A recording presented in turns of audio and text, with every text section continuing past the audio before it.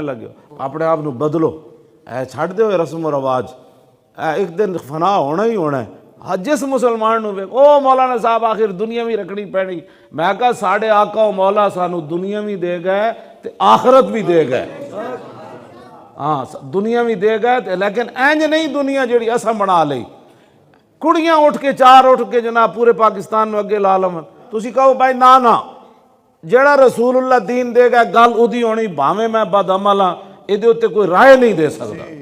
بس ایتھے تک تو میں گل کی تھی، آگے حضور نے پھر عورتوں کے حقوق کیا بتائے۔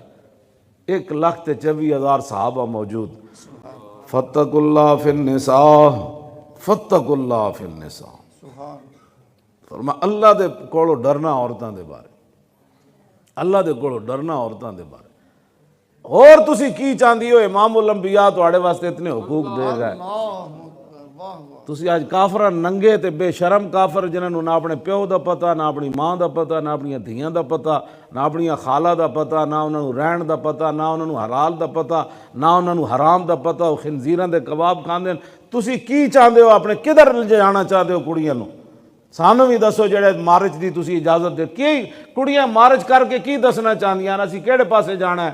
نہ کلمہ پڑھ جدوں تک پڑھ دیو پھر تسی کلمے دیاں پابند ہو، ہاں اس تو بعد کسی نے اجازت نہیں۔ حضور نے فرمایا مومن کی مثال اس اونٹ کی طرح ہے جس کی نکیل اس کے مالک کے ہاتھ میں ہے۔ بس فاتقوا اللہ فی النساء فإنکم اخذتموہن بأمان اللہ واستحللتم فروجہن بکلمۃ اللہ۔ حضور نے فرمایا عورتوں کے بارے میں اللہ سے ڈرنا ہے، یہ صرف اللہ کے نام پر تمہارے لیے حلال ہوئی ہیں۔ تم کس طرح کہتی ہو کہ ہمارا جسم ہماری مرضی، یہ کس نے تمہیں نعرہ دیا؟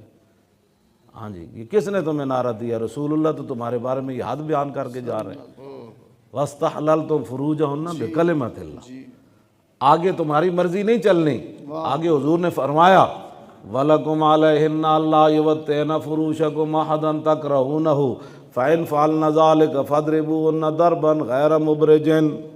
فرمایا مردوں کے حقوق عورتوں پر یہ ہے کہ مرد اگر ناپسند کریں کسی بندے کو اپنے گھر آنے میں تو عورتوں پر لازم ہے کہ اس بندے کے لیے اپنے گھر کا دروازہ بند رکھیں۔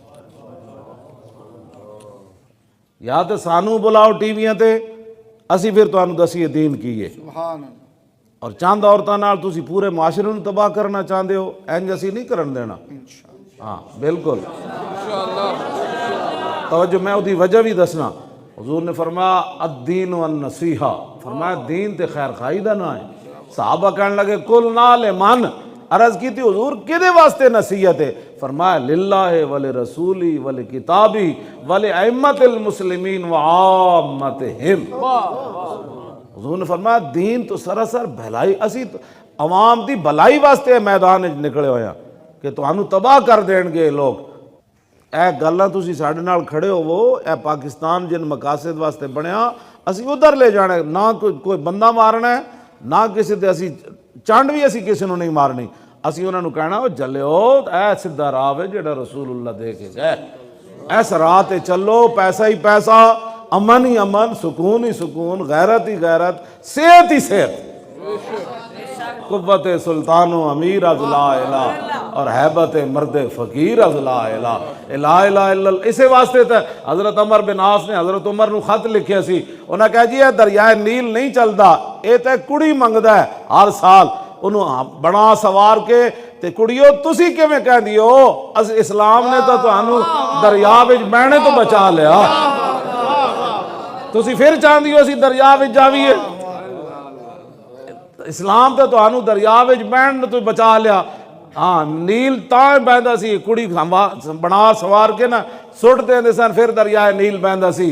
تے حضرت عمر بن عاص جدوں بنے نا گورنر تے حضرت عمر نو خط لکھیا، انہیں کہا جی کڑی سٹ دئیے یا